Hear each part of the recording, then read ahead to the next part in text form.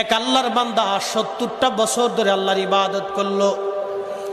70 বছর ধরে ইবাদত করতে করতে করতে করতে একটানা 70 বছর পর্যন্ত ইবাদত করে আল্লাহর বান্দা ইবাদতে কাটাইলো।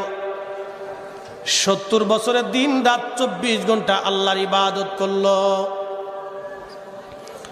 ইবাদত করার পরে শয়তান এবার তার পিছনে লাগলো।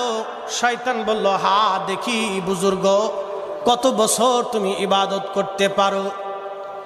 এবার এই বুজুর্গ 70 বছর পরে শয়তান একটা সুন্দরী নারীকে এই আল্লাহর আবেদ বান্দার প্রতি লালায়িত করে দিল।